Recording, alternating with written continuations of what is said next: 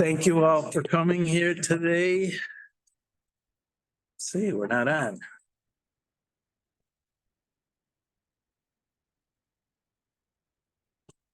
Can you hear me? Oh, yeah. No. This was on for the OSIDA meeting today. That's. All right, hopefully that's not overwhelming.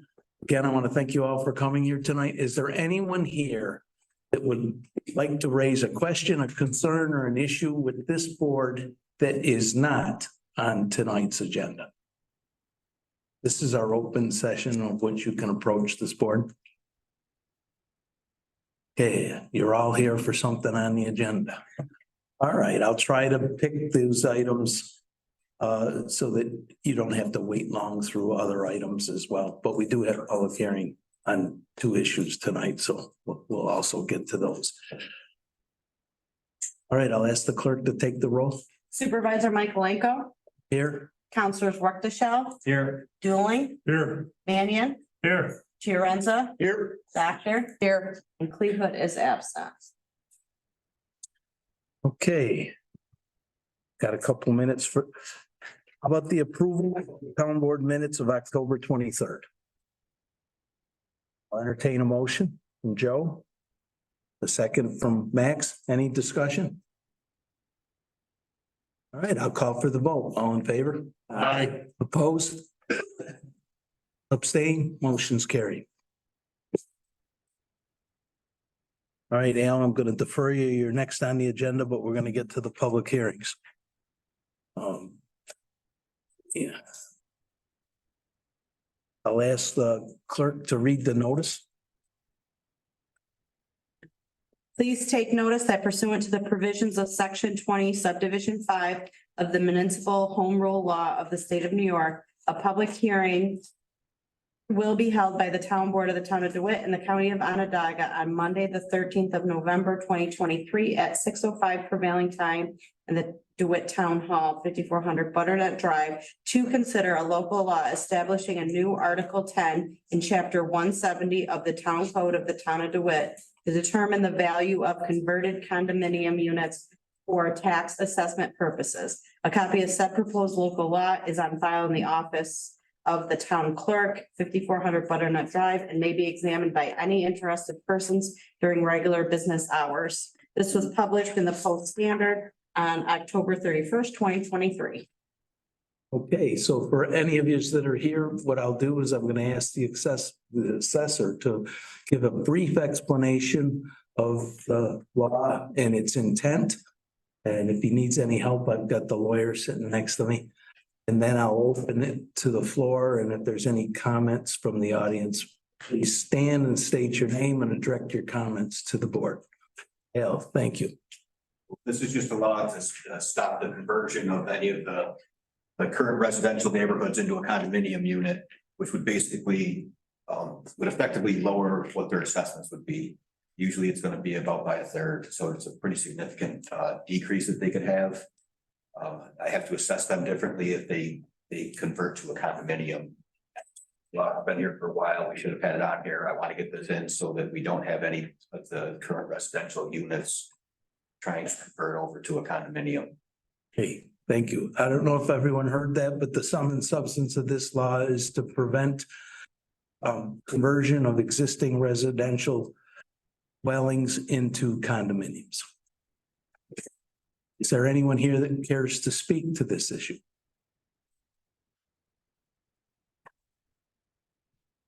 Any comments from the board? Other than to thank Al for bringing this to our attention and Matt for writing the law to close the loophole. Thank you. Okay, from a process standpoint, then we'll close the public hearing. Yes. We're prepared to vote on that. Okay, I'll close the public hearing and I'll entertain a motion to adopt from Counselor Doctor. A second from Counselor Mannion. We'll call for the vote. All in favor? Aye. Opposed? Abstain? Motion's carried. Thank you. Okay. Still a couple minutes early on the town constable local law. Let's see what jumps out here. Carrie, I don't think it's gonna take us much more than 3 minutes to authorize the hire for the bookkeeper to the supervisor. Wanna, Sure. Max and I, met with, a candidate 2 weeks ago, got 7 years in the Army, with HR background. We'd like to offer her the job. She would start the 27th at a rate of 22.49. okay. And that's consistent with the union step schedule. Yeah, yep. Okay. Any comments, Max? I think she's a great candidate. The opportunity to hire somebody that has as many years of experience directly in HR is kind of unique for us. She will have to learn our systems versus Army HR, but I guess she's great, great experience, great personality. And it's a long need, an area we certainly could use some help. Any other? Question, Carrie, would that first report to you or to Ed? That. Oh, yeah. See, it was kind of slick on their. What they're doing is hiring her in and putting her in my budget. Yeah,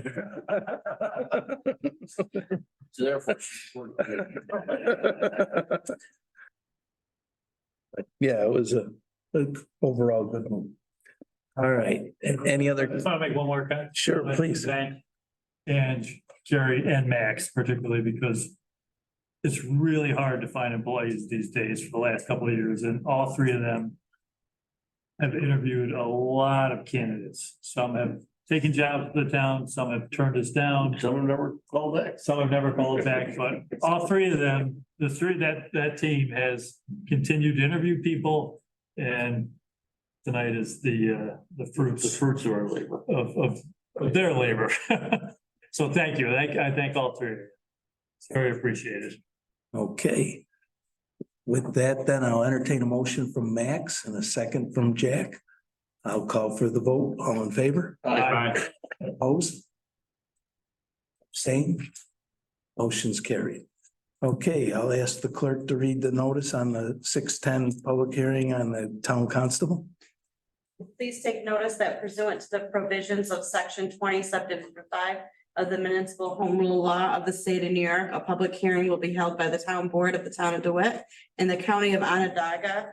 In the state of New York on Monday, the 13th of November, 2023 at 6:10 PM prevailing time in the town offices at 5400 Butternut Drive. To consider a local law establishing a new chapter 39.1 entitled Town Constable of the Town Code of the Town of DeWitt. A copy of said proposed local law is on file in the town clerk's office and may be examined by any interested person during regular business hours. And this was published in the Post Standard on October 31st, 2023. Okay. Did you want to introduce this or you want to hand it to the chief? Sure. This is a local law for the town to establish the office of town constable. That constable will be in charge of patrolling schools located within the town of DeWitt. There are certain, I'm not going to read all the duties, but there are certain powers and duties listed in the law. And it's our intention that this town constable will have all the powers of a peace officer in New York State. That's really all I have. Any specific questions I can answer? Chief, did you want to? I think that's good. I think that sums it up. I think if there's any questions, I can answer them at that point. I would just note that there's a couple parts to this. So first, we have this local law, which is being reviewed tonight. Our goal is for this town constable, the individual that we hire, to be certified by the DCJS as a peace officer, having all the full powers of a peace officer. Second part of this will be contracting with interested schools and smartly contracting, I should say, and then executing that contract language. So we still have to cross that bridge. I have not drafted that yet, but I'm hoping to get the first part done tonight. Okay, and I know Nina Walters is the principal at Holy Cross. Is there something you'd care to say? Oh, I just want to thank the board. I think you guys have been excellent through this whole process. I know it's been ongoing. Also the DeWitt Police. I just think, it's important. And I know you know the school so well, and just to just have that opportunity to provide safety for our school would be phenomenal. So we're just grateful because you guys have been wonderful. So thank you. This, Nina, when I need to write this contract, should I be calling you? Sure. Okay, okay, I'm looking forward to it. and so it's our hope that this drops in place fairly quickly and that we believe it'll be a first, but there's others in line behind you. So again, thanks to everyone involved. Is there any comments from the board or excuse me, from the audience? Anyone want to speak to this issue?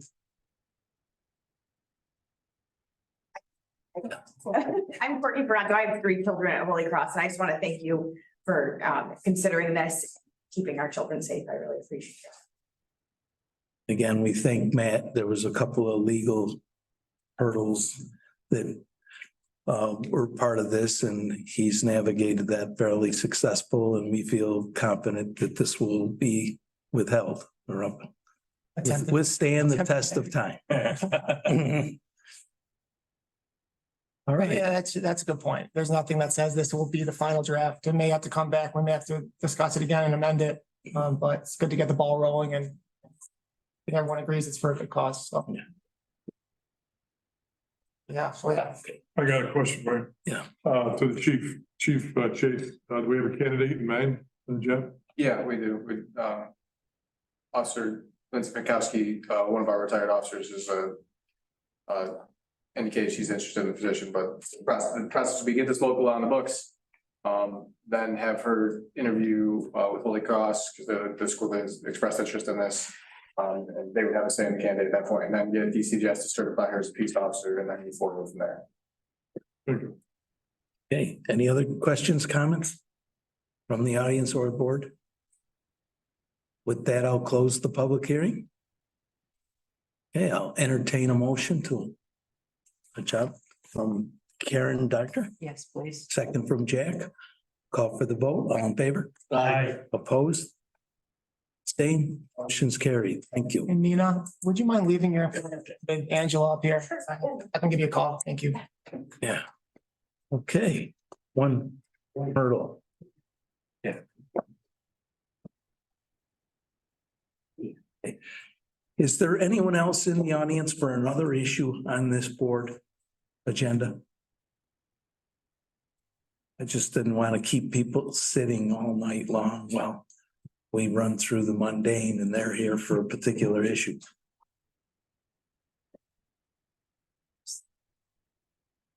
All right, Al, the equalization rate. This should be interesting.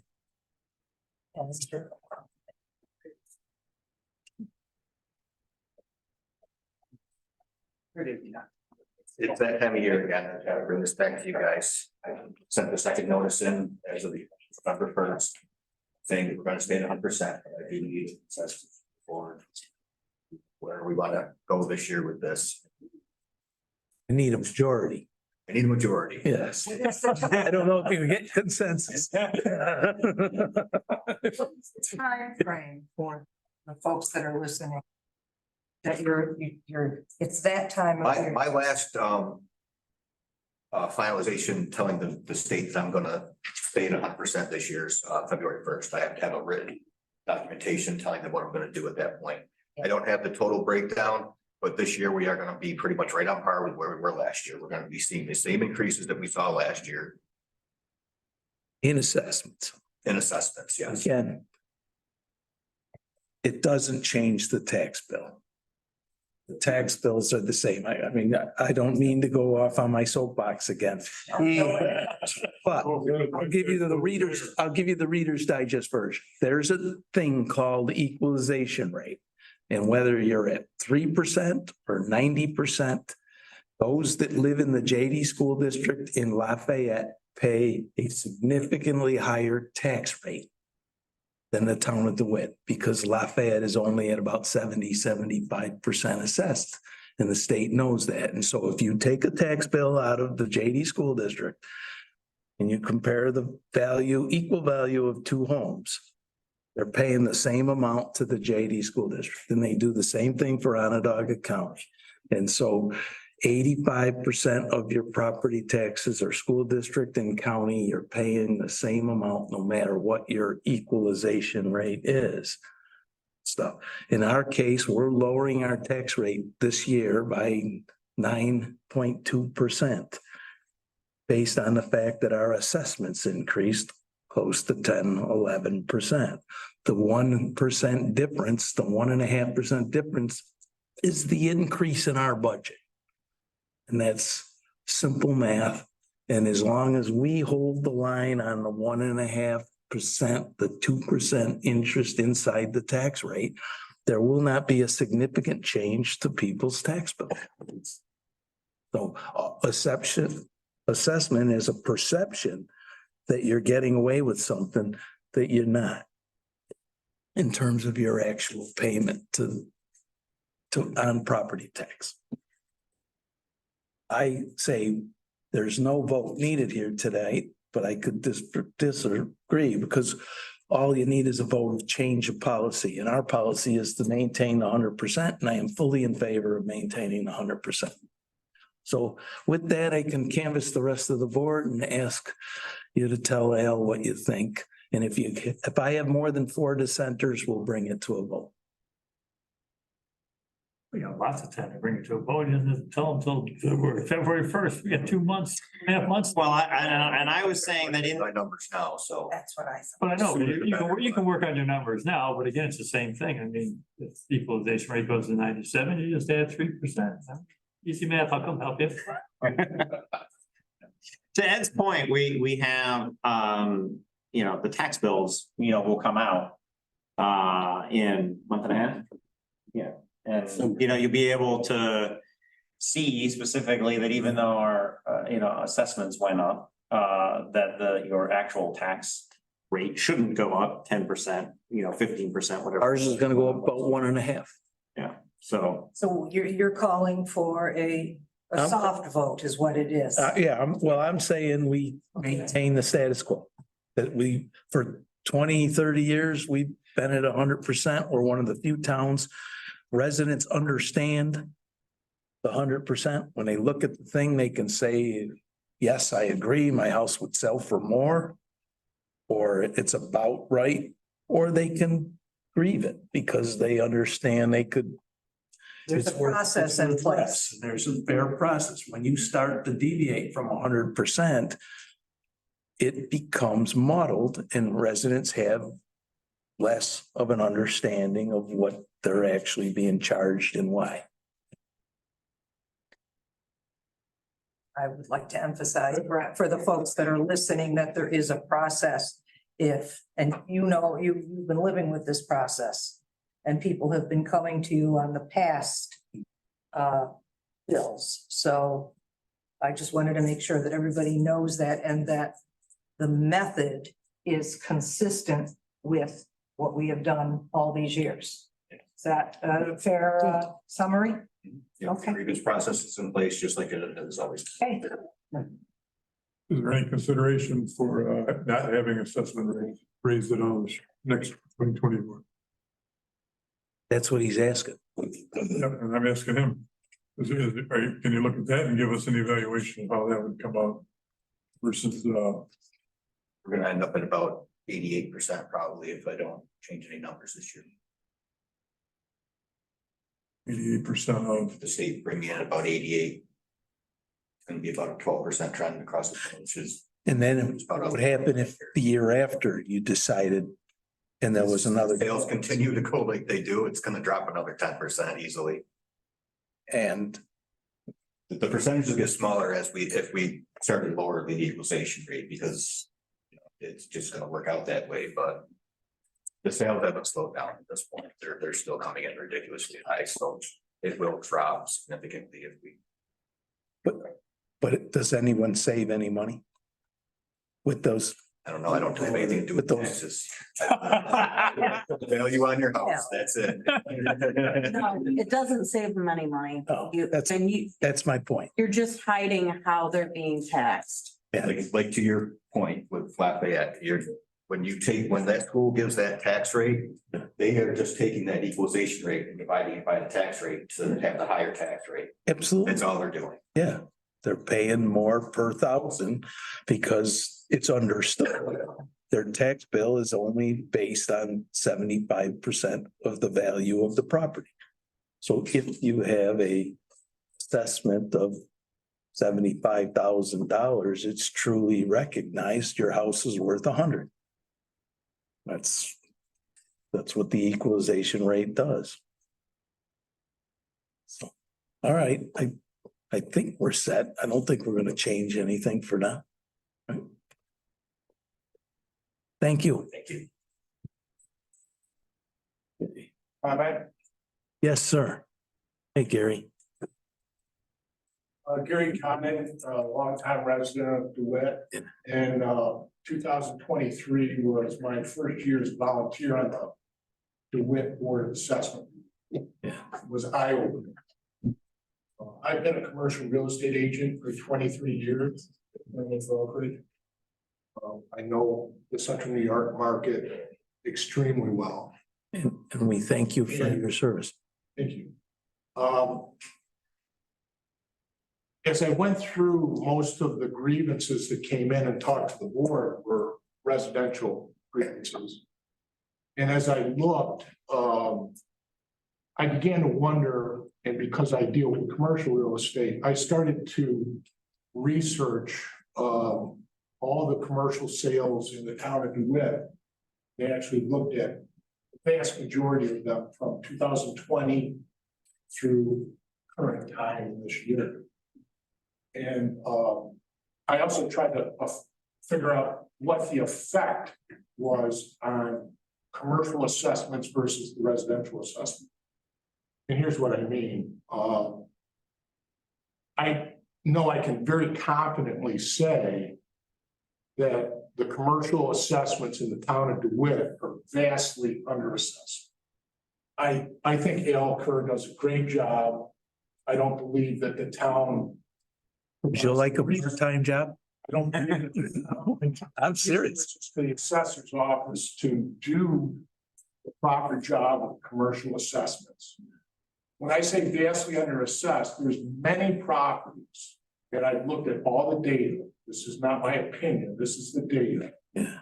There are many commercial sales that sell for half of the assessed, or sell for twice the assessed value at the time of the sale.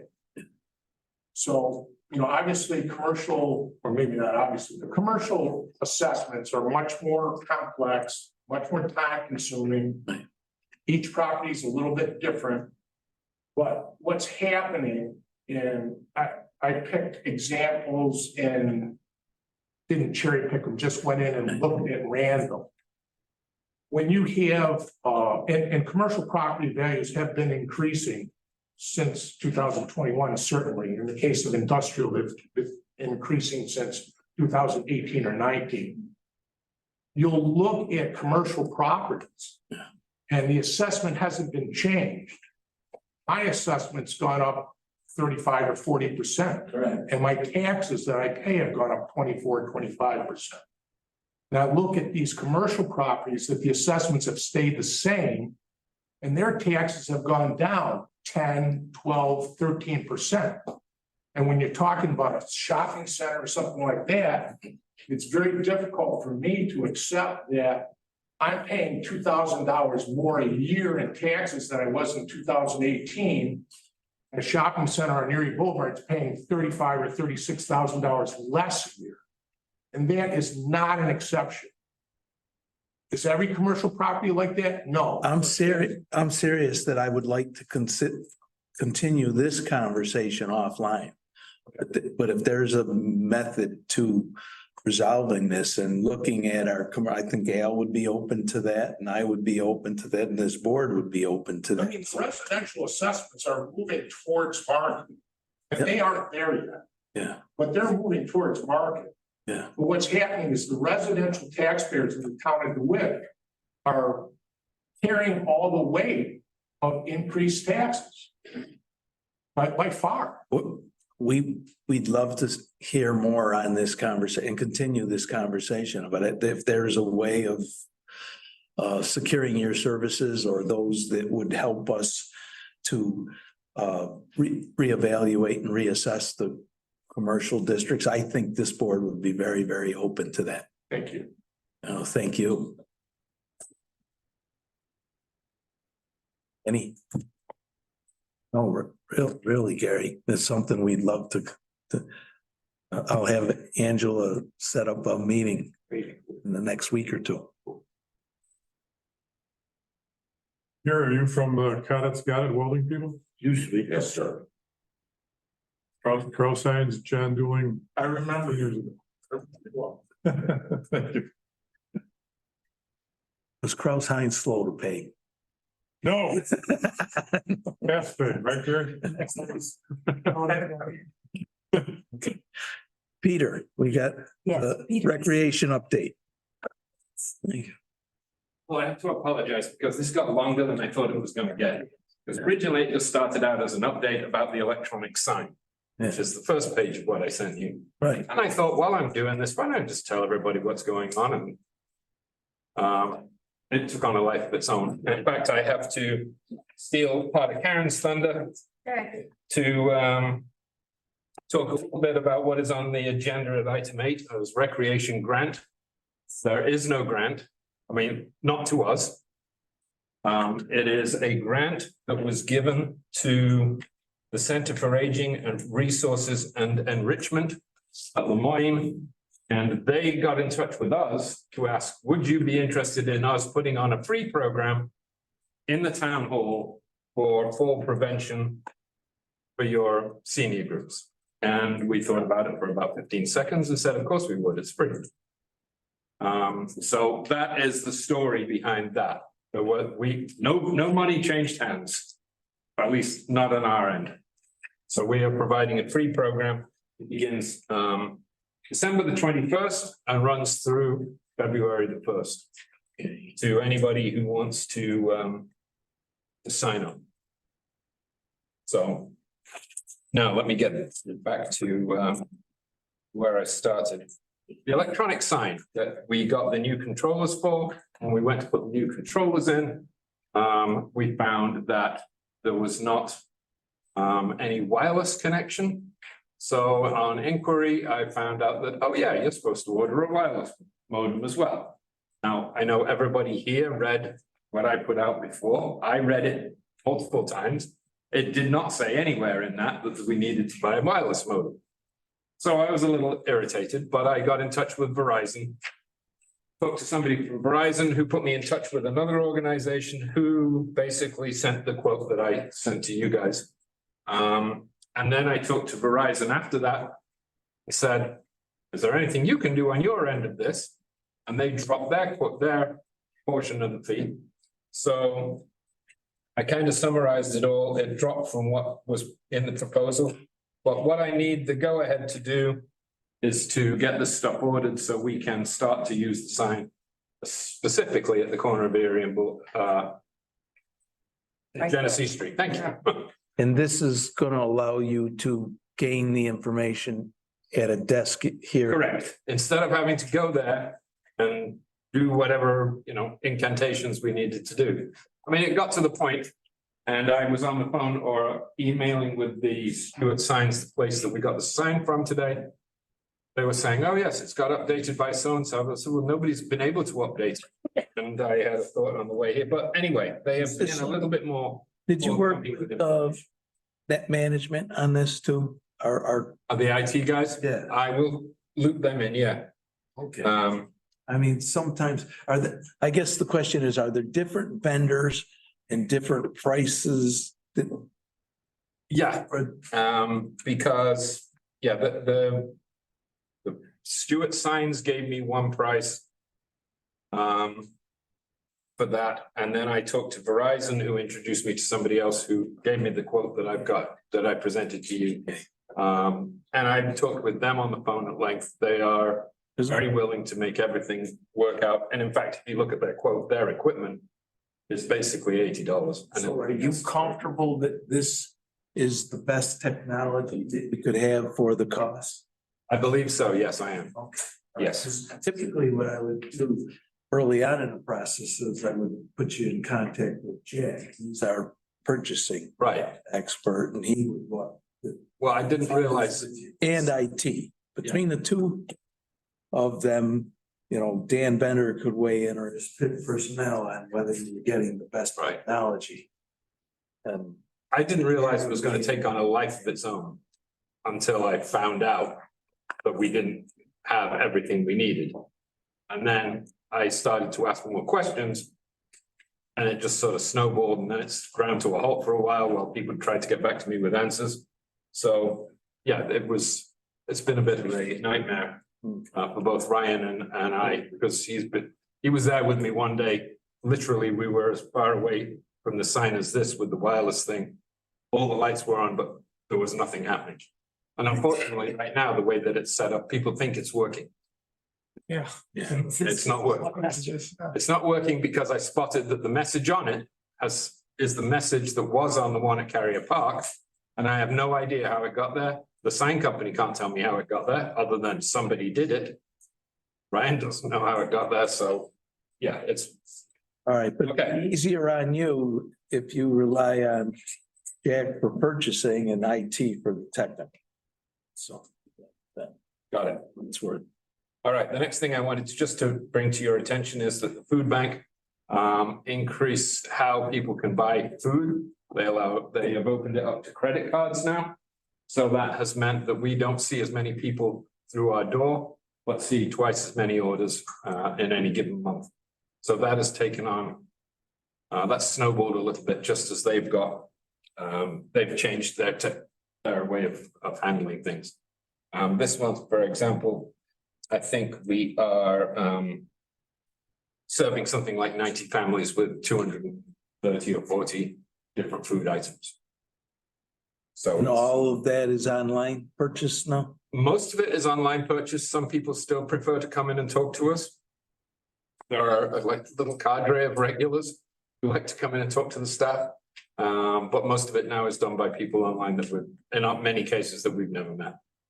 So, I mean, on one hand, that's good. So, we have used because it arrives on Wednesdays, we have collection between 1 and 3. It arrives when the truck gets here. Last time it was at 12:30. People, even though they know they're not supposed to come till 1, turned up at 12:15, waiting for their order. So it was all hands on all hands to the pump, so to speak. And we've used a young man who was working with us in the summer, who's available on Wednesdays to come and give us support for those days. I wanted to point out that Susan Slack retired from our senior program at the DeWitt Community Room. And we did get a replacement from one of our rec attendants from the summer. He said, yeah, that sounds like something I would like to do. Who did we get, Peter? Her name is Mary Sneppenger. I'm saying it wrong, but it's Sneppenger.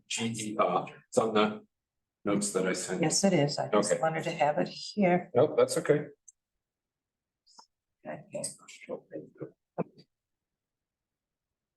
Okay, Matt and I had a conversation after the Rush Soccer contract, that if he could get me a sort of contract that was applicable to Rush Soccer or to Invictus Soccer, that instead of having to go to him, get him to write it, I could just fill in the blanks and send it to the next company. That would be great. He thought it was a good idea. It helps move things along. I have already heard from Invictus Soccer about using Carrier Park for 20 weeks next summer.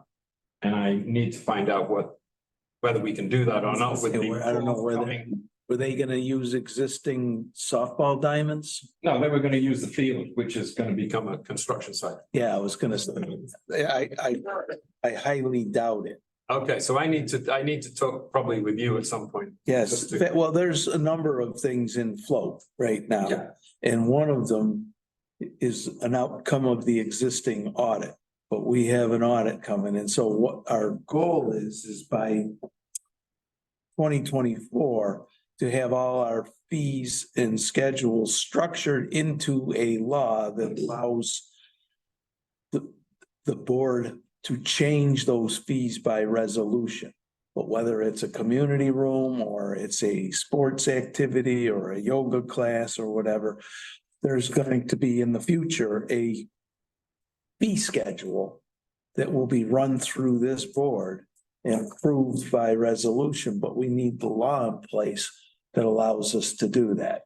And so that, because again, what we've been hearing through the auditors is that there's somewhat of a discrepancy in the application of fees and that the department is taking on the judgment call of whether it offers a room or a activity for reduced compensation or whatever, and we can't do that basically under New York state law.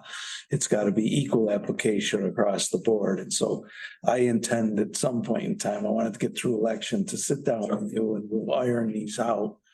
At the same time, we've got Matt working on the structure of the law that will put fee schedules in place for the future. Okay, my only caution would be that has to allow, because most of those fees for the programs that were in tonight's packet are not set by us. They are set by the people who run the program. So it could be Carrie decides he's going to run a soccer program and he wants to charge $140 first. I did talk to the auditors about that specifically because I thought this problem would come up and he did say that he is most concerned about the rentals of space and time. Right. So that is like, if we get that covered, the programmatic fees can be more flexible. Right. We're contracting with Rush Soccer, they can negotiate. Right. Typically, Yes, negotiate terms. Yes, sorry. But the specific examples you gave, renting a community room, renting a pavilion. Right. Those kind of things need to be consistent. and it's like summer camp, day camp, before and after school program. Between people, yeah. Right, then you can set different schedules and different rates, right? You can have a standard rate, but then you can also offer assistance to those that need, but you have to have a mechanism in place in order to verify the assistance is truly needed. Right. So none of things are simple. It's complicated. And the same thing with rates. If someone's giving $140 fee on something that's being run through a town facility, they're gonna have a limit to which they offer, right? They may say, I need 4 signups or more. If they don't get the 4 signups, if they get 20 signups, we might be able to impose a greater rental fee or something, right? I mean, all of those devil in the details need to be ironed out. Okay. What we typically don't want to do is run a rec program, let somebody else run that program, and we're the ones responsible for the liability insurance and blah, blah, blah, all the things associated with it. That they're using that as a tool to profit off of the town's rec program. But the town always takes money in any case, but we should deal with that. Right. Well, it's not the amount of the dollars, it is the method by which the system is put into place is what the auditor's main point was to me as well. And then when I chatted with Attorney Natoli, we wanted to make sure that the numbers, whatever the numbers happen to be at that point in time, could be changed by resolution, so we don't have to go back and redo the entire law through a longer, more complicated system. Since I've been involved in the town board, there's policy issues as well, right? Does an employee get a right or a benefit above and beyond? So do they have access to the community rooms or the pavilions at a reduced rate or fee or something? That has to come through this board. Right, you know, 100%. is there, we set policies with the East Syracuse Fire Department on the community, right? Volunteers get certain benefits, but that policy has to come again through this board. and that's run through your department. Yeah. So all of that needs to be put in place, and our hope is to get as much of that outlined, so. Right. For 20. Okay. Okay, and I'm not really in line with that, but there is an agreement with Trinity Fellowship Church Yeah. for September to December Yeah. of this year that needs to be signed. I just need everybody's permission to go ahead and sign it, get it out. It's water under the bridge, but Yeah, send it to the board and we'll put it on the next agenda. it's in your packet, right? It's in our packet right now, okay. What do we? Trinity Fellowship Church, we do it's one of our senior centers. We use two of their rooms. They have just sent us an agreement for September 2023 through December 2023. So we're already using it. Right, yeah. Okay. Yeah, it's kind of water under the bridge at this point. Right. They are probably looking at their records going, we never got one of these. Okay. Let's do it now. All right. Well, seeing it started in September, another 2 weeks now is gonna make it. it. Okay, I can skip that, got that. Just so that you all know, holiday tree lighting is December the 7th from 6 till 8. Pearl Harbor Day. Yep. And the last thing I'll take off this list. And it's an interesting, Bree Hall, who has been working full-time in our office, has taken a job with the school district. So she is also looking to cut back her time that she had originally thought she would give to us to spend more time home with her son, who is having difficulty in school. So I need to somehow, she's still going to be available for certain things. And that's kind of an evolving process right now as she learns more about the support her kids need. But I would like to be able to replace her. Now, she's kind of full-time, part-time. And when I talked to Carrie, she sort of said, well, I don't know what to tell you. Probably should talk to the board. And I be full disclosure, I talked to Bree when I first learned she was leaving to go to JD, and I have yet to have a follow-up conversation. So I intend to meet with her as well in what regard that she'd be willing to stay on with us. yeah, she Past wants January. to still do her special programs. Yeah, She told me today that she still wants to do the farmer's market. things like That's trunk something or else we treat. gotta worry about with Trunk or changes treat, at trunk or treat. But for example, farmer's market is something we need to talk about with the park. Yeah. Because if we can't do it there, we're gonna have to plan to do it somewhere else.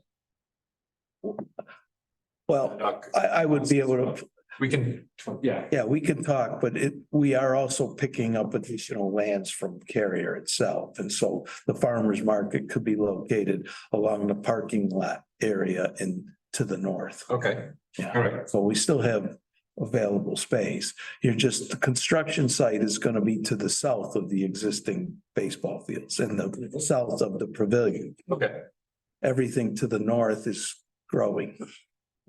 okay. I'll see that better when I look at it on a map. Yeah, the parking lot looks at Carrier campus. That's north. No, Yeah. yeah, Okay. when I see it on a diagram, Yeah. I'll get it. So that's it. So I wanted to start to look for someone to replace Bree. But I need your permission to do that. How many people are currently in office in your in-office staff right now? On paper, there are 4 of us. Okay. Not counting Bree, Not counting Bree. right? Okay. Shannon is involved in the program at the Klim Center. She has gone every afternoon while the school is in session. So then there's. Do we have a civil service issue here? Do we have to pick up an extra slot if Bree stays? And we don't need the answer to that at this moment, but that's my first question. So I would suggest we research where we stand with civil service and whether we're creating another position or no. If we're not, It depends on what title you're gonna use Rec attendant, do we have an additional rec attendant? Yeah, we have that. And I don't see a problem with authorizing another one now. Knowing or understanding, we may not be abandoning Breeze. Right. Right, okay. What I didn't want to do is put us in a corner where we're forced to relinquish Breeze civil service title. Yeah. Does that make sense? Yeah. Speaking of posting, Peter, could you give the senior program to Angela? And I guess Alyssa would get it, somebody. I want to make sure that it gets out in the world. It is out in the world, it is on Facebook. No, to Alyssa. It's Alyssa's Facebook. I don't mind anymore. All right, I will make sure that's it, but it's been out there for a week, I think. Week and a half. Make sure it doesn't pass away. So what's the pleasure of the board? Do you want to open a civil service spot for the rec attendant? Post for another rec attendant. Sure. You said there's an open position on the roster, so yeah. Okay, Things- so I'll entertain a motion I so- from Max, a second from Jack. I'll call for the vote. All in favor? Right. Opposed? Abstain? Motion's carried. Thank you very much. Okay. All right. Yeah. Thanks, Mark. Anything else from any of you for what I, Work with Max and Carrie on that position. okay. Yep. Oh, all right. Thanks for Thank- coming down to help, Peter. You are very welcome. Always. Okay.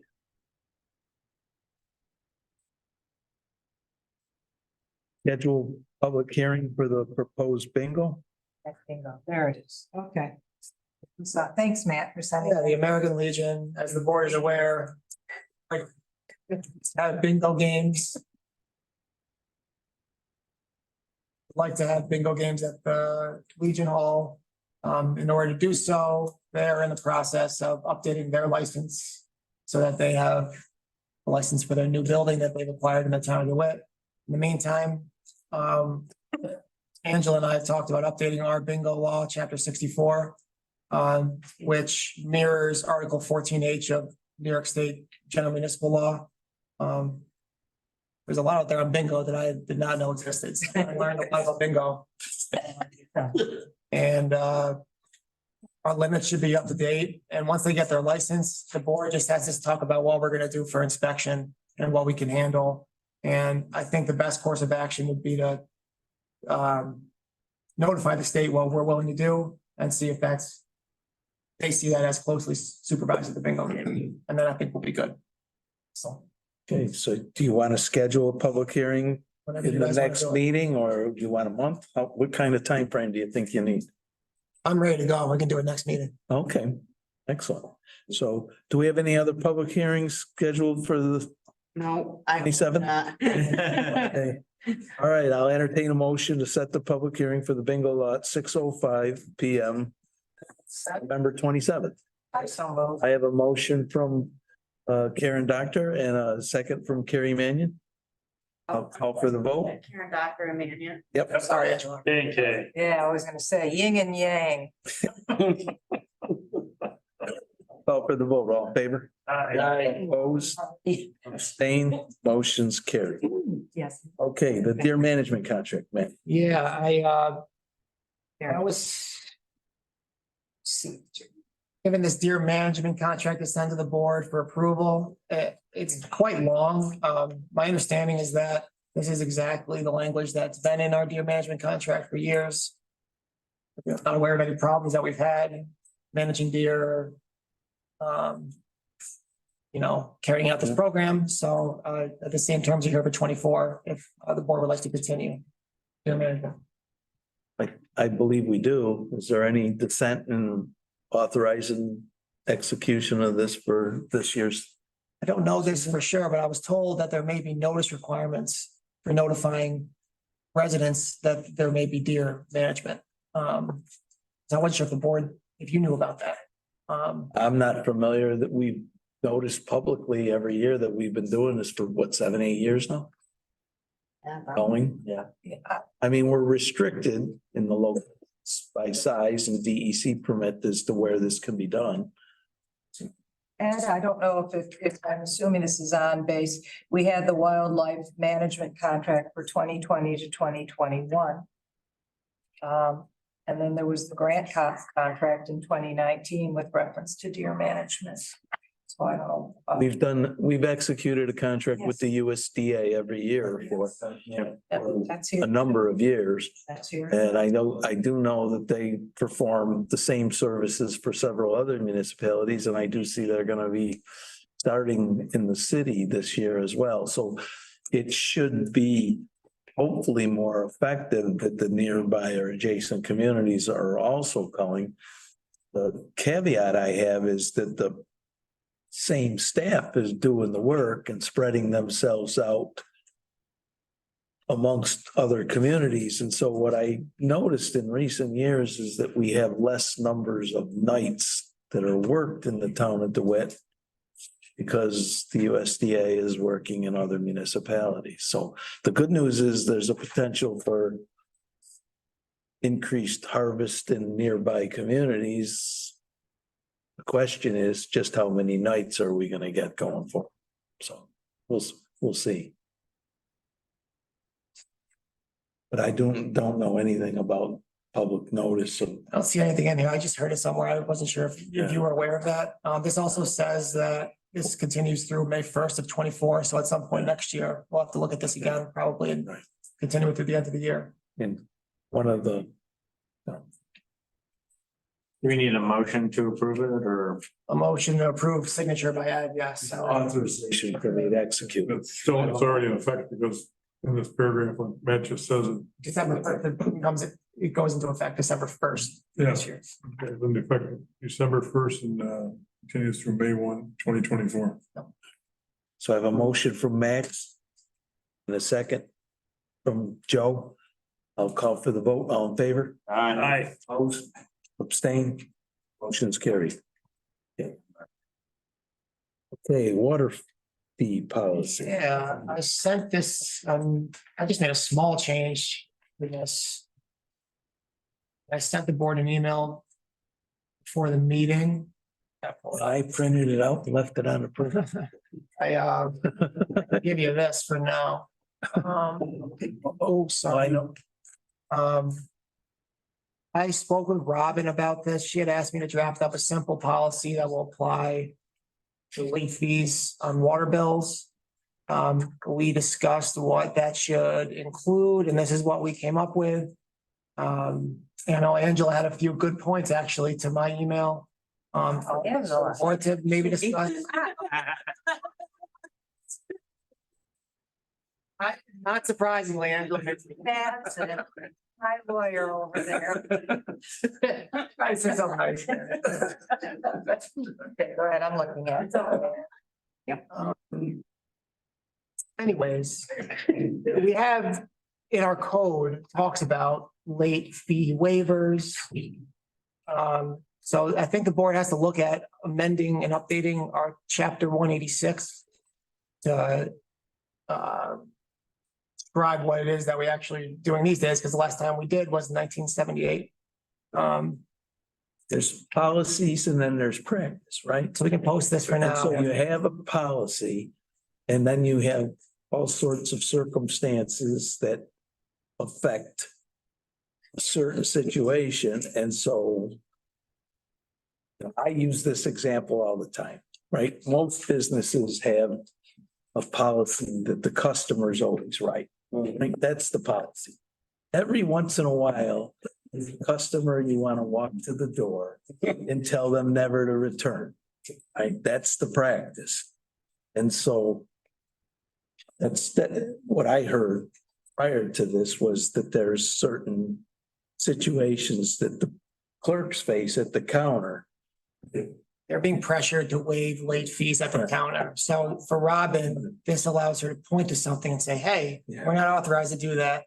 And I think she said it would be a big help for her to just to explain to the residents, you know, what she's been asked to do. We could even post this at. Put it, I was gonna say, I could think we that's the post it intention, so yeah. when they walk in, To post this on the website for water and the counter for water. Good. Also update our law so that it's. Well, we can send this with the bills. the first. I agree. That's a good idea. I agree. Yes. Yes. And then with the bills. The more notice, the better. Notice. And not being facetious, when you post it at the water department's window there, make the print big. Sounds silly, and I'm not being facetious. People need to be able to see this clearly. Yes, I'll also mention our code says that our supervisor can waive late fees up to $20. Beyond $20, it would go to the board for an appeal. I don't think, That's a 50, never even talk to the supervisor. if that's what Ed wants, then yes. But, I'm sure that's what he wants. Power I never knew I had. I think it will result in Angela getting a lot of requests. Outside of the bookkeeper, I never knew I had. For Robin, when it comes up, just go through the supervisor. I think this is something that, as Matt said, getting this policy just approved now so that it can be, it can answer the questions at the desk. And then we can take the time over the next few months to actually review the whole policy to do something that makes sense for 2024. Yeah. Okay. All right, good. So I guess, board, I guess, approve this and we can post it everywhere, as long as you're okay with this. Yep, you guys need them. No, I've got it. All right, I'll entertain a You motion. can leave that $20. That's in the law. so That's up for the board. Yeah, it's for the board. Take it out. Not immediately, yeah. Notification. No, it's not like it's contradicting anything. You can still apply to supervisor. I know, but it's kind of a. They're all, they're all gonna send them. Very to me. dated. Okay, so are we allowing people, like, is that what Robin's gonna be telling people? Another question is- Effective date was a good point that Angela made, whereas are we gonna say tomorrow, this is effective tomorrow, and people who have been relying on this 3 to 10 day lag are gonna say, what the heck? But we didn't even get any notice of this, so I don't know if you wanna do it for 24, but then what do you do for the rest of 23? I would- Going on. Yeah, I would just do it for as of tomorrow, and there is still within the law, if somebody wants to send something to the supervisor, they can, but.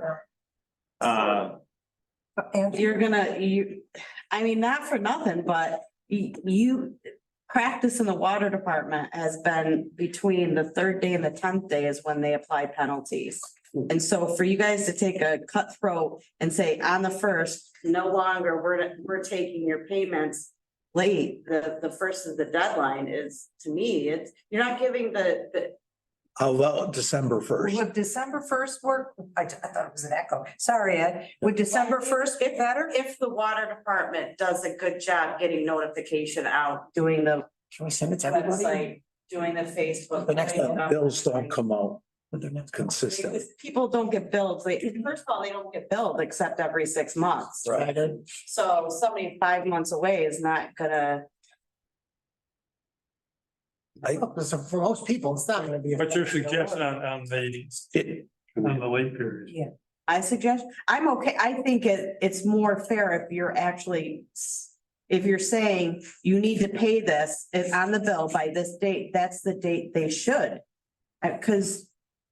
That's what you're saying, so to give like, nobody's telling them they just know because they come in and they don't pay the late fee. Right. I think it's more consistent if you actually pick that date. I just don't think it's fair to people to say, okay, tomorrow, now we're, this is the hard deadline, even though we did it differently before. So if we post it on the website and we start sending it out with the bills, this be put into effect January first? Hopefully they can put something on the bill that's, I mean, It's a postcard bill right now. I think the bill actually says that day 30, the first we day. haven't been, practices that we have not been. I understand that. I'm just saying, I don't know what to say. We really mean it this time? Yeah, I mean, know. is that what we're supposed to do? No. I mean, I think people go there one time, they might get upset, but they'll pay on time. Forward, I'm just concerned because there's nothing. I would rather, from a standpoint, I know it's harder on Ed for a little bit, but with the amount that we have. Per the auditors, I would say make it effective tomorrow, and if somebody comes in and says, well, it was always, I always had. 10 days, 3 days. Well, we just say the state has that we change our policy. That's a rule. Yeah, That's true. and But I'm hearing what Angela's saying, and it does sound too cutthroat. Well, that's what I'm saying. It is in the law that they can send an email to the supervisor. So, okay, so now that's when the penalties get on, but so is the law saying you're not forgiving any you're not gonna forgive any penalties? No, the law is saying that the town of Dwight Water Department cannot unilaterally waive penalties. So, You'd have to go to Ed for $20 or under. so they're gonna come back to, I just wanna understand what I have to do. You're gonna so get a when- lot of emails about. So when they come, do they have to be in writing? I mean, like, what way do you want them to be? Because it's gonna be my office that, they're just gonna send them back to my office. The law is just not clear. I'll read you what the law says. Well, I understand, I get what the law says, but what am I supposed to do? I guess is what I'm asking. Ask Ed. He says yea or nay. You should put it in Okay. writing anyway. Yeah, they should be in writing of some kind. Exactly. I think it's 2023. It could be an email, That's a given. you know, Okay. that they need to If communicate someone some. calls you, you say, I need you to put it in writing. Can you please send me an email? Okay, that's fine. I just want, I think we need a paper trail. We need something saying there's an authorization. That just to what we were talking about with the rec department, changing the fees, changing the cost. Well, that's why, These people are not these people. that's why I'm amenable to December or January first for this policy. And if we change it between now and January first, we'll have to change what's in writing, right? But here, My only point is that means that there's a period of time where we're not doing what we should be, where we're giving this great. it's already a past practice though. Right. I mean, December. the auditors have already called it out. And we're already changing, and we forgot changing it effective. I have a question, though. December first gives people enough notice. So, I think so, because they're not paying, they're not due until the 30th of December, right? So it'd be January 1st for those bills that would get applied. there's They'd the, be due until December 30th okay. for those who receive them in December. I think that's fine. If we basically want to say it for every, so if somebody gets a bill that's, Every subsequent bill. yeah, from now on, if you get a bill. It's as that You want the notice to go with the bill. with the bills. We could change our cards, maybe, I don't know, I haven't looked at it. put a line, but you're not gonna put. It's not that much. It's not, I mean, it's not, unless they can put a line on there, only, it's not gonna be a paper. I mean, it's not gonna be, I don't know how you're gonna send a sheet of paper. You have to do like a label or something on the bill. Yeah, That's gonna be a label Someone's gonna have to manually put the.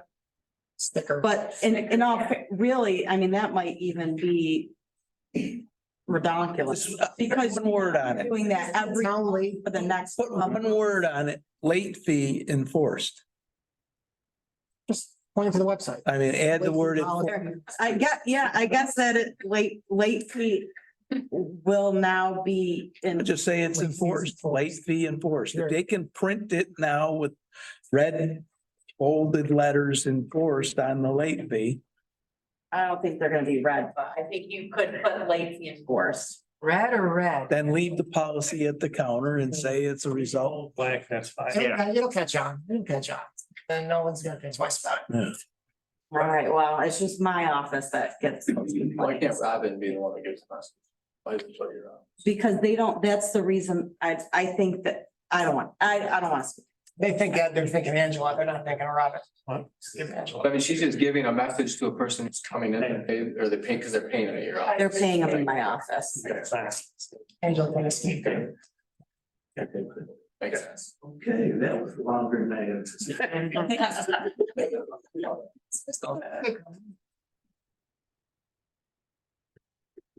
Recreation grant, recreation Should we get fees. approval?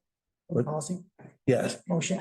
okay, I'll entertain, didn't we vote on the policy? With reference to. No. Not I yet. didn't vote on it, but I did I take a motion in a second? No, you have. Entertain a motion in a second.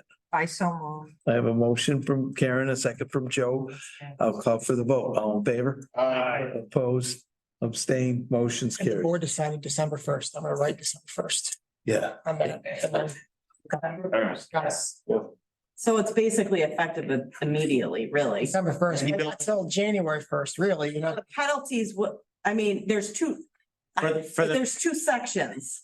Because if the penalty is being waived, you could say December first, but the penalty's not being started January or December. The bills, that- Policy's effective December first, so for those who have to pay their bill December 30th and 31st, December 31st, it would apply for January 1st, they'd have a late fee applied.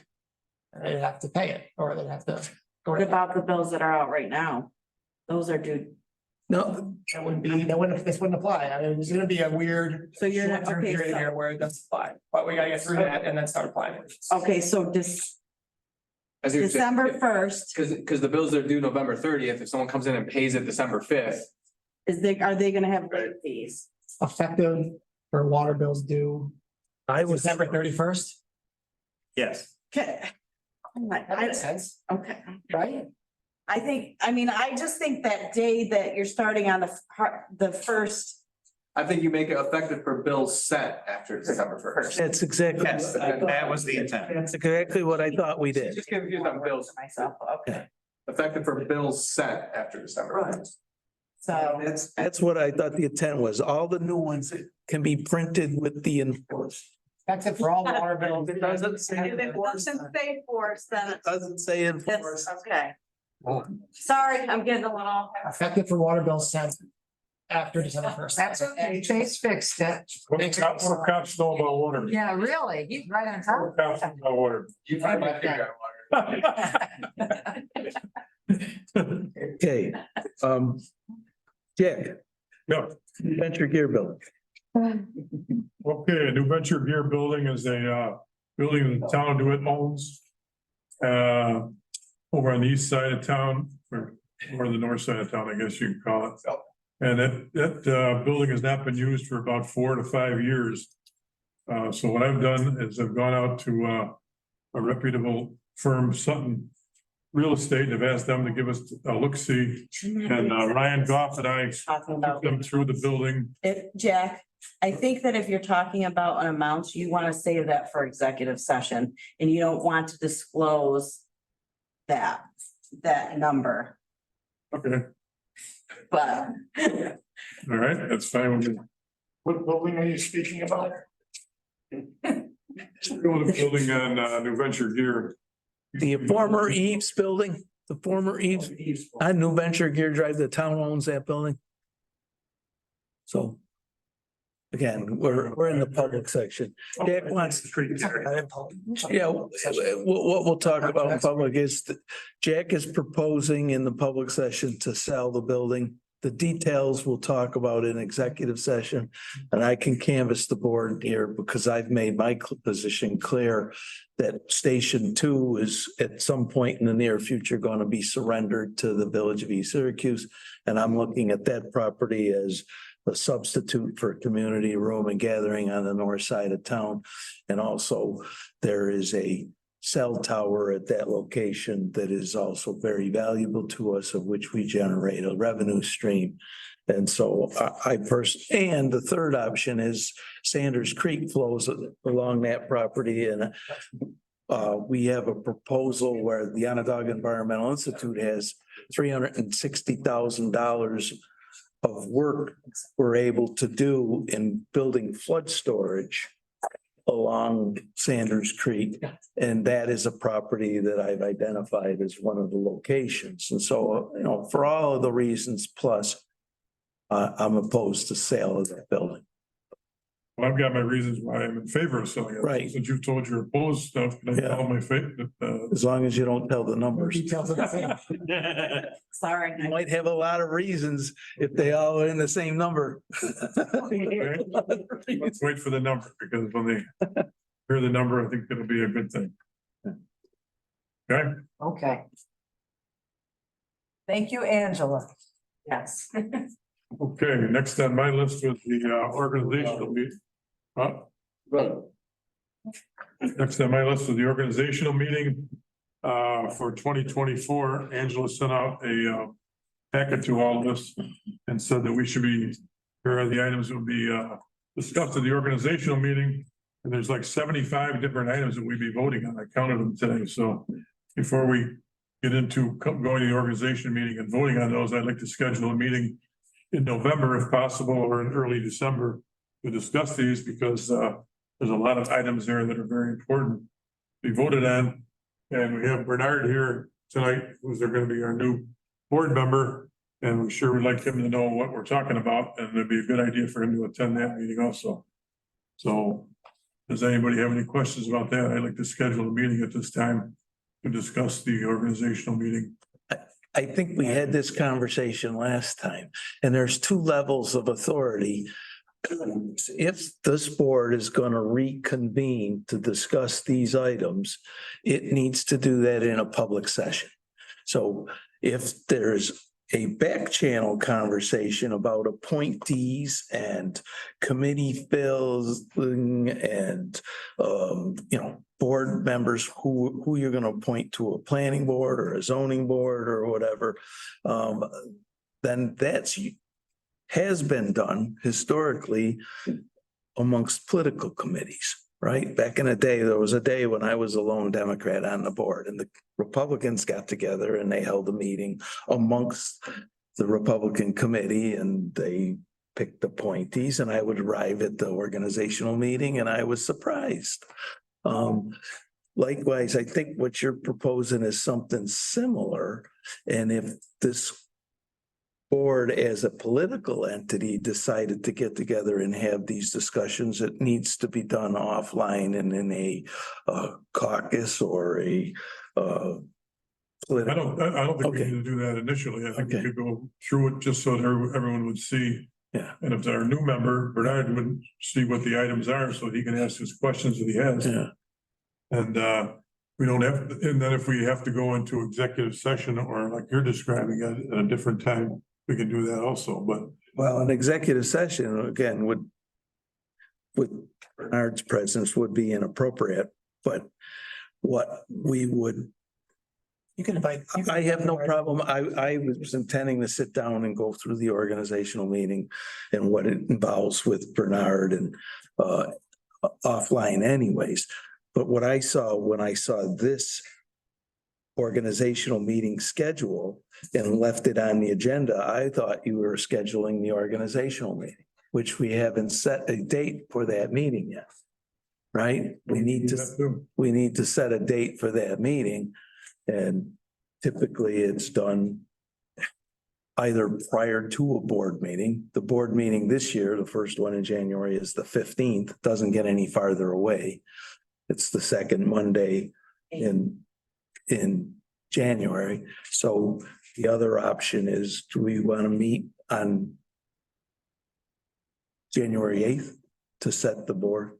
First board meeting would be January 8th. Yeah, and then if there's any public discussion of the organizational meeting, I would recommend we keep that to the regular board schedule, and we can put items on the December schedule or the November, we have a November 27th meeting, but I don't feel it warrants a separate public meeting to discuss items in the organizational meeting. Could it be then on the 27th and Bernard will come and be brought up to the proverbial speed? Sure, and so could the public and whoever else is there. I mean, there is a process that we put in place of which items would be circulated at the 27th meeting, and there could be a quick discussion of that, but I don't feel we're in any position at this point in time to start talking about assignments and or appointees to the open positions. There, I agree. I can see the benefit. I mean, I benefited from, I had attended a couple of organizational meetings before I initially came onto the board as well, but then, I also, I sat through with Sam, talking, just going down, and he answered a whole bunch of my questions about that. I think it'd be a great idea if you sat down with Bernard. I'd be happy to sit down with Bernard as well and go through that item by item, because there are a lot of items in there and getting up to it, but I myself don't feel like I need the time in a meeting or an otherwise meeting going through item by item. If there are specific items that anyone has questions about or concerns about going into next year, I think I'd be talking about it beforehand makes sense. So you're talking about a mini orientation, for Bernard, nothing like spotlighting the poor soul. Hi, Bernard. A mini orientation meeting for him, so, But before Offline, January first, before January. any three of us could meet with Bernard and it's still not a quorum, so you could get That's fair. a benefit. That's fair. my concern. What type of questions would you want to answer in this meeting before that organization? Well, if you go through this, there's 75 different questions on here about appointments. And then what I'm saying is that if people have questions, anybody on the board or Bernard has questions about this, what does this mean? We can just explain to them what it means. Yeah, but in terms of identifying individuals for those slots and everything, there's an open. Right now, right now you were circulated a summary of the board meeting and the positions that are open, right? The recruitment of those individuals to fill that slot is something that should occur offline and certainly not a public discussion, or those people's names should not be brought up prior to the organizational meeting and as potential candidates, right? I mean, so I'm failing to understand or comprehend what really is going to transpire in this meeting you're trying to schedule. What would transpire is that people would have the knowledge of what we're going to be talking about at the organizational meeting instead of just going in there and saying, okay, we're going to vote on 75 things. We haven't even discussed them. That doesn't make any sense to me. Especially when you have a new person coming up on board. I mean, typically though, those are sent out. I mean, we've already got last year's organizational minutes. I think everybody pretty much understands those organizational minutes. And if we know that there are people expiring, whatever, I mean, in years past, regardless of who's super. We know the people are expiring, their terms are expiring, but we also know that those people have asked to or extensions to their terms, or they've asked to be on boards anyway, even though they are expiring. But it needs to be discussed with this town board, rather than just saying, okay, we'll do what they want to do. Well, typically, I mean, if you've got somebody you want in those spots, you send them to the supervisor. The supervisor or Angela collects a list of names. Angela usually If there's- collects them and then. If there's 4 people that want to be on the planning board, but we've only got 1 opening. I think that would be a conversation that we could have at a meeting in December in executive session, if we're talking about we have 4 people for 1 slot. And then we don't go into the organizational meeting with competing nominations, that makes sense to me, but. I don't know that we're I've gonna have never seen that. competing. If anything, you guys don't have. I said, there's never been, as long as I've been here, I've never seen a competing nomination. You're lucky if you get a nomination for all the boards, because it's just hard to find volunteers. Every once in a while, we find 2 or 3 people want to be on the planning board, 2 or 3 people want to be on the zoning board. But the other boards, we have a really hard time filling them. Well, you have I think you'll have 3 slots for planning and zoning this year. Jerry, are you signing up for assessment review board for 24? He's already, they're like, Yeah, they're long terms, yeah. yeah. Good. No, we do have ZBA. I've already sent a recommendation in to the supervisor for a ZBA vacancy, and there's another vacancy for a alternate member that I don't have someone for yet, so that's an open if anyone else has any suggestions. Anyways, there's a packet that's been circulated. We will append that. And there's a schedule of materials that are to be released for the 27th meeting. I'll put an open discussion on the organizational meeting so that this conversation can continue at the next board meeting. But again, I don't see where there's going to be a line by line review of the organizational meeting that even in its most efficient manner typically runs condensed an hour and a half or more. And I would propose that we have the organizational meeting on January 8th, because unless you want to wait the full 2 weeks to the next board meeting. Wasn't our first board meeting January 8th? Well, so the 8th would be, is technically the second Monday, it's just the first is a holiday, so. Right. So you want to have them both on the eighth? I was assuming we were having the board meeting on the 15th. Well, we could move January. We can have them We both. could have an organization on the eighth and a meeting on, there's 5 Mondays. You could have an organizational meeting on the eighth and then regular meetings the third and fifth rather than the second and fourth. You'd still have 2 weeks then before the next February meeting too, so you'd never have them right in a row. It's up to the board. I'm easy. You could do both on the eighth. You could separate. Well, and do the 8th. let's set December, now that we're doing that, December now and January now. Then we all Yeah. know. Board meeting in December is the 11th and the 25th. Did we not cancel the 25th? Well, they should probably do that tonight. Yep, let's I won't. cancel the 25th.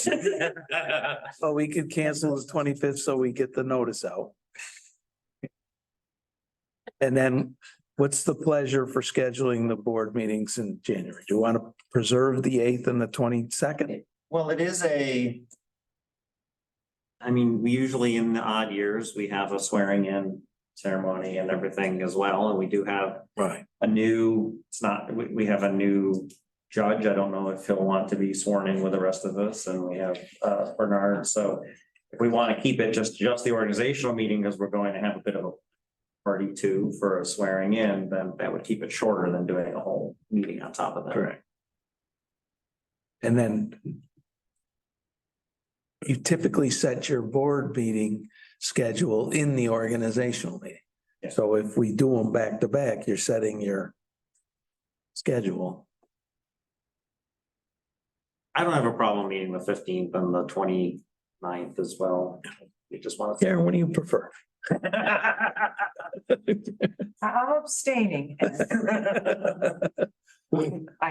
I was trying You to, guys are the tar baby. yeah. That's it. I'm abstaining. Sharon wants us to meet 12:01 on January 1st. No, Karen does not.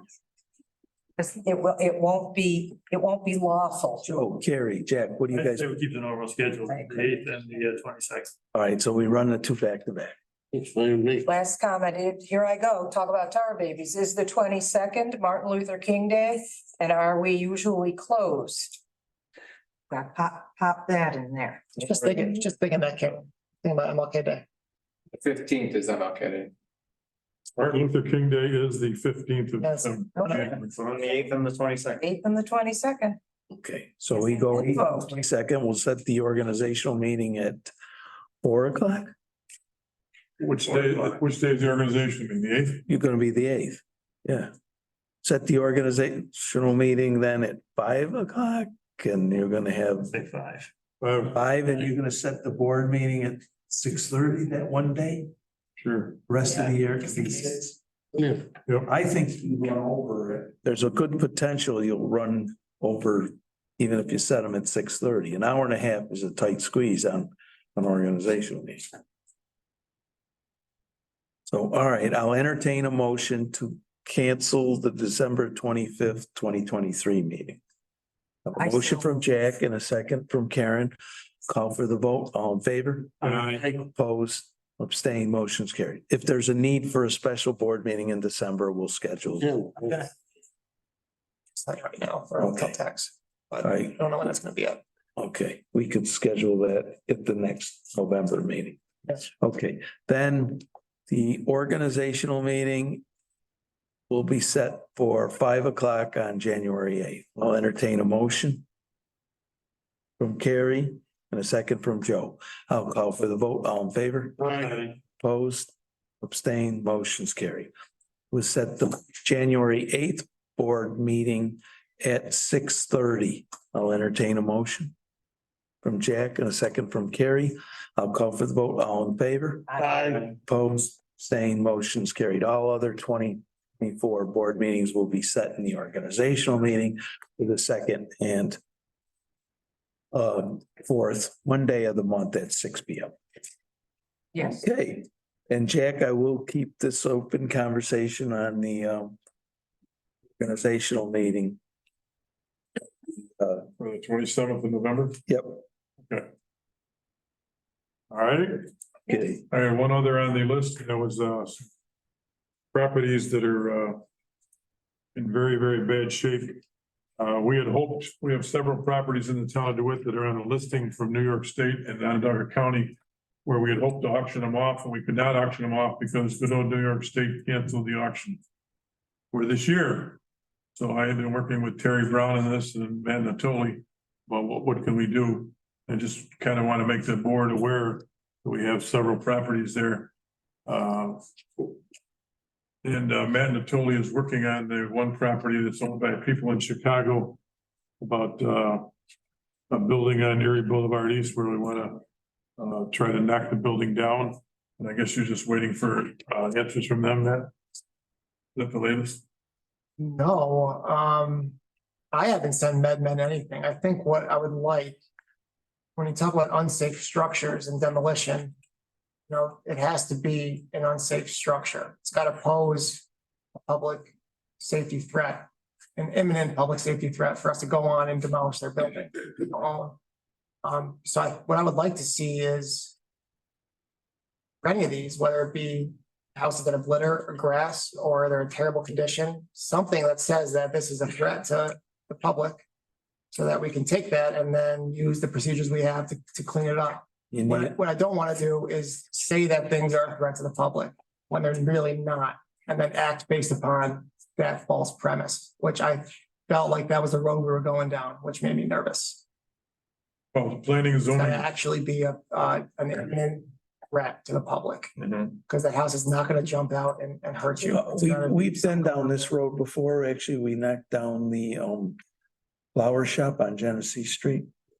And we had an engineering report that actually identified the building as an unsafe structure. asbestos, or was it just? It was no structural. The building's walls and roof were not supported, Who do we use weren't for safe for human entry. I don't know, but in this case, Miller Engineering should have is somebody, qualified to do it, but you need them to have a walkthrough and go through the building and actually identify whether or not it's a safe or unsafe condition. And if the walls on the building, despite the appearance, are structurally sound, then we're not in a position to cause or initiate a knockdown.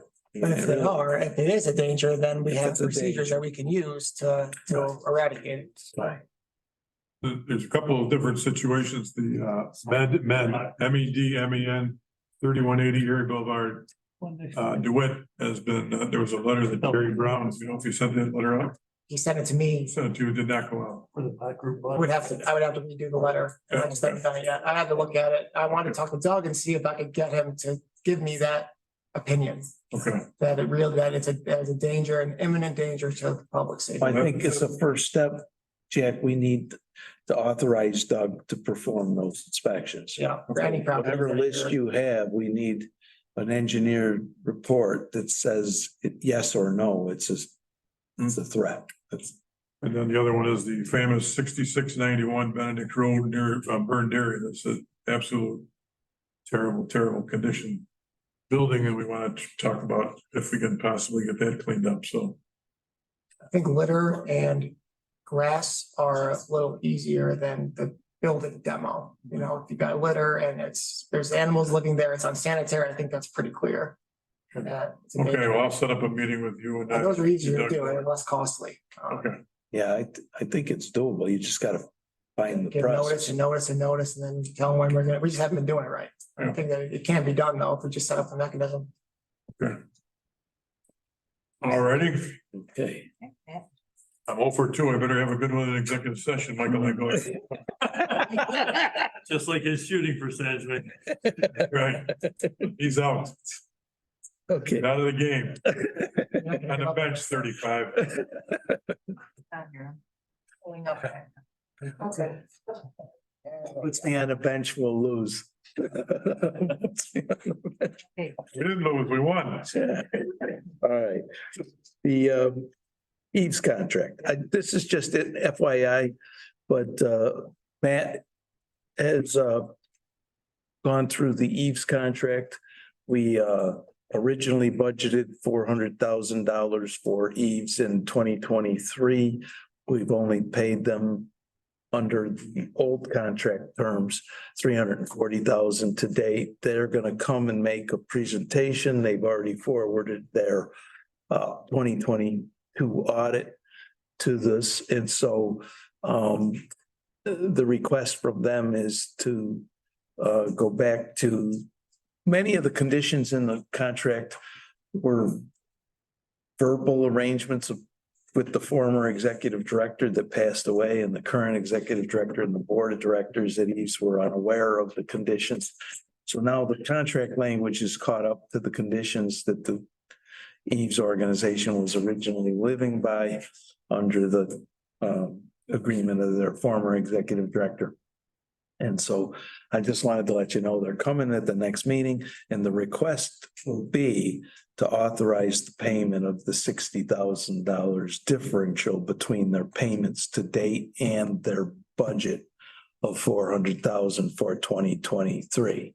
And then going forward, if January 1st, we'll execute the contract should this board authorize it at the organizational meeting for 2024 for the $400,000 budget.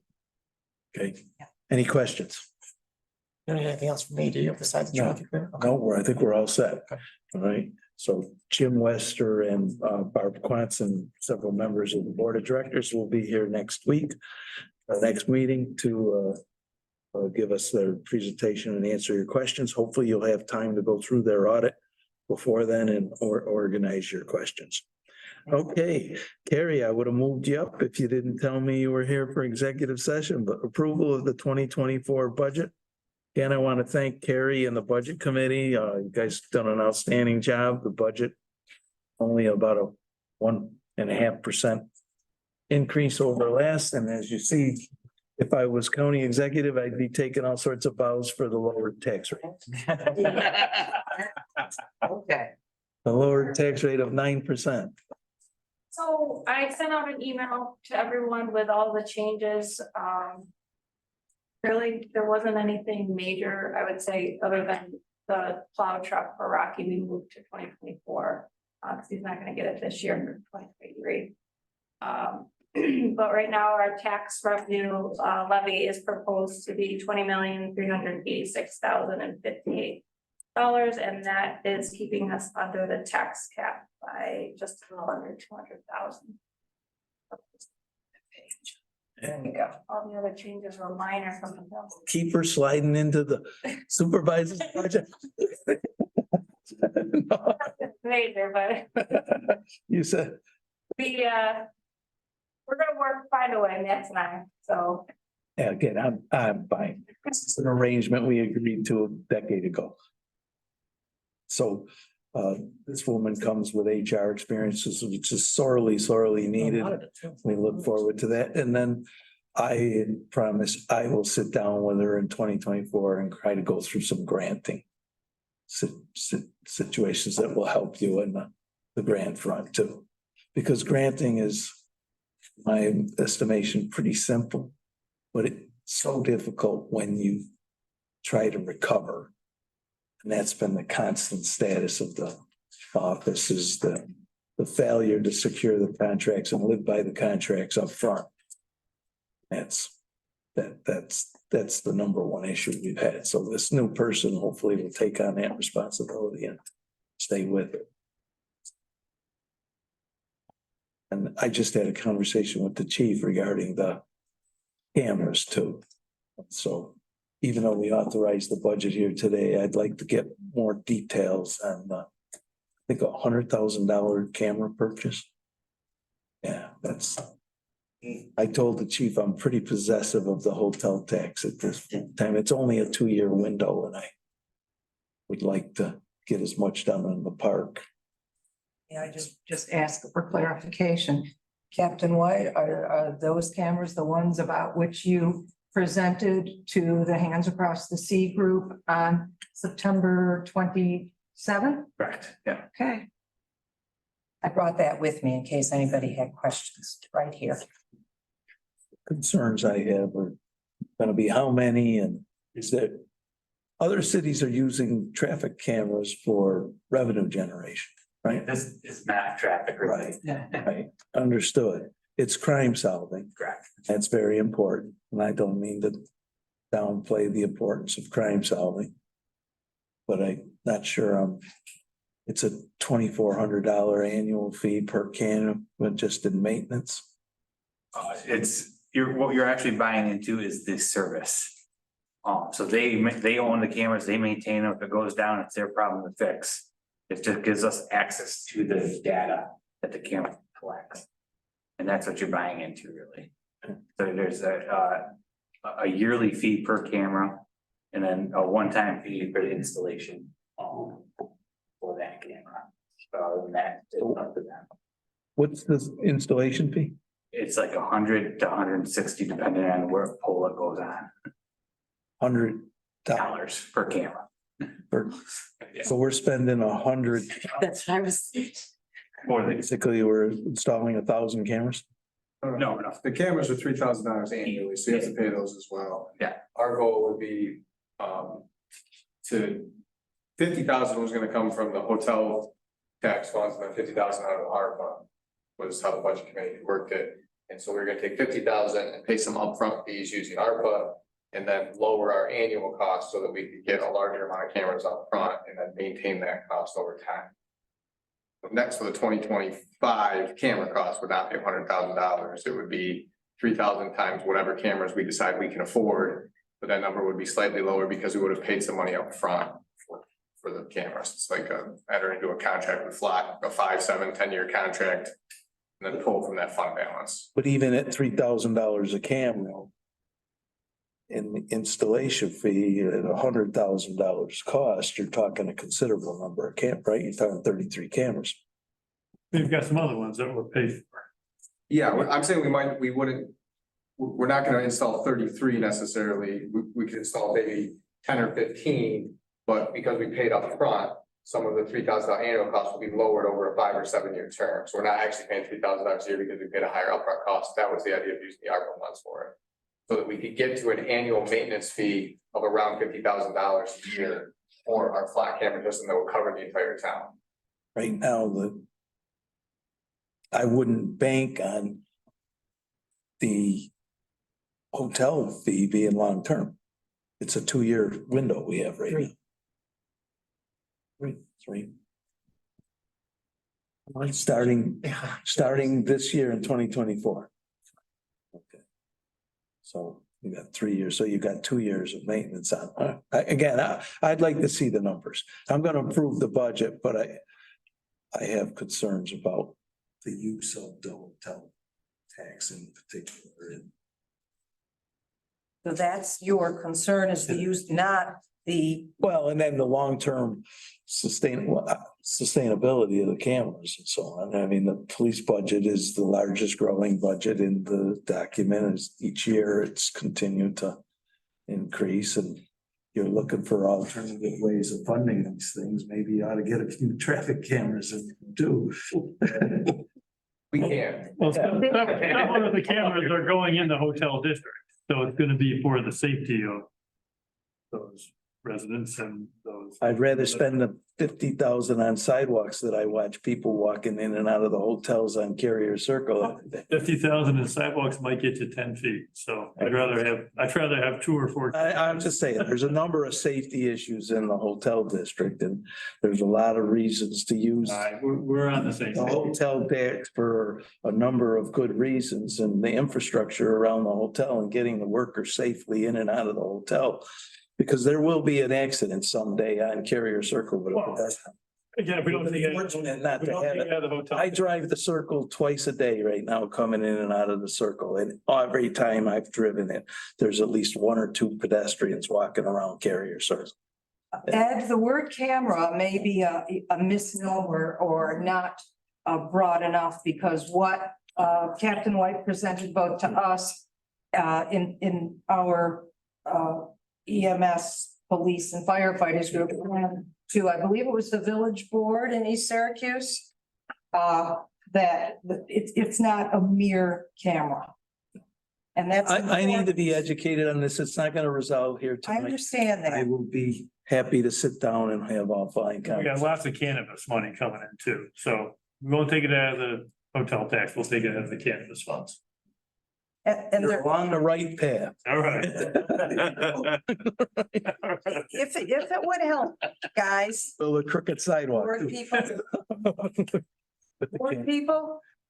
If it would help, Captain White was able to knock off this presentation in about 6.5 minutes. So it might not be a bad thing. In fact, it would be a good thing for him to come and, But do you have the slides or something? Just send it to. oh, he has the slides and he also has the hard stuff, dare I say. I would like that to happen because with the size of our I town, meet regularly anyways. I know that, but I want to make sure that this piece is managed. I just wanted to identify my concern over this and everyone's gonna look to sell tax and I have, Cannabis.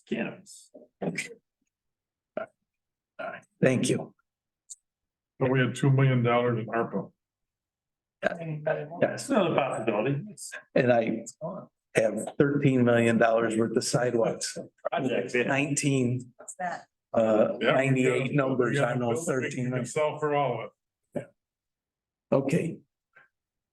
I'll entertain a motion from Counselor Mannion to adopt the budget and a second from Max.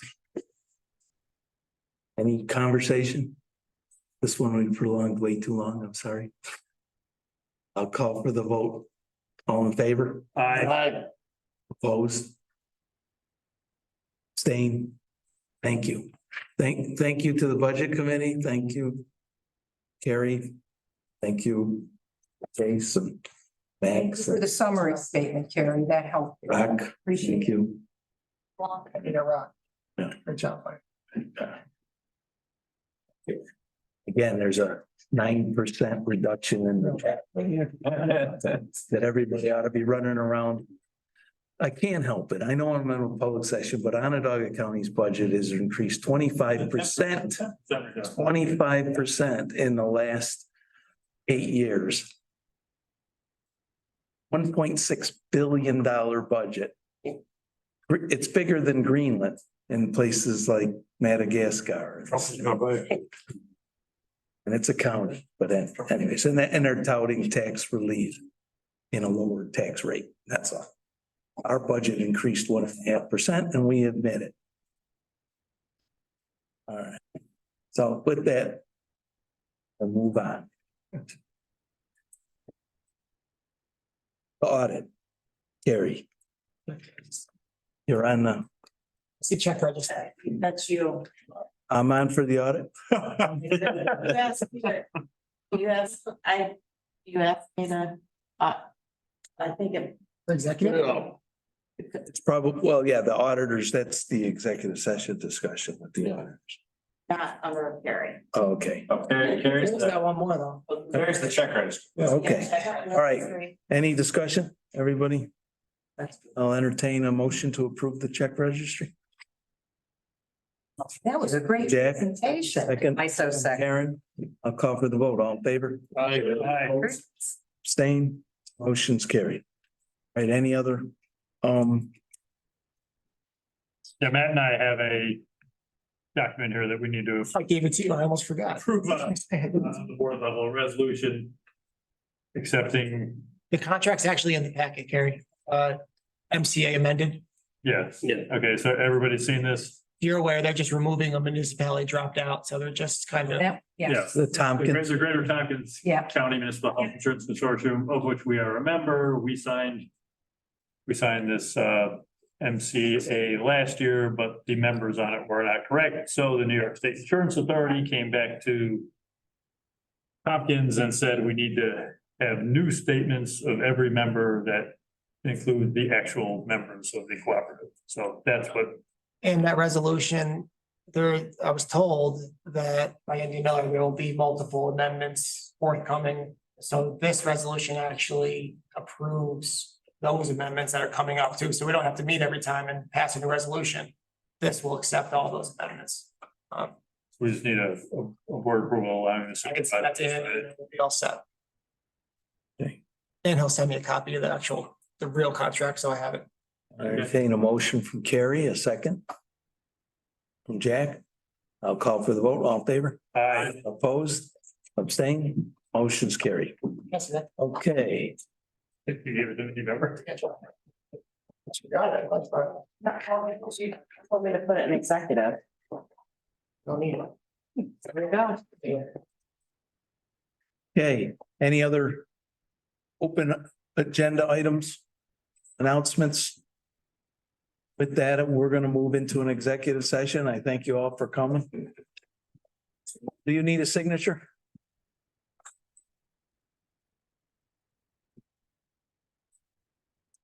So what'd you think? Maureen? Was, I used to come with my dad though. Yeah, You did. Same point. Sam Gordon's are dead. okay. everybody's related here, it's okay. Tell your dad we said hello. Afraid you know. I'm You just. That's what you're saying. You, Gary? You're so lucky. You just want your name up. Neither matter. See, that you run, son was a senior on your medical freshman. See you again. About Dan View. Oh, yeah. Yeah. I grew up. One of my best friends. You're right. And I see him every once in a while. Leo McAvoy. Good to see you, Gary. We'll get together on it. Thanks, Gary. Thanks, Matt, for coming. Tell your dad we said hello. Okay, I'll entertain a motion to enter executive session. From Jack, a second from Max. I'll call for the vote. All in favor? Opposed? Abstained? Motion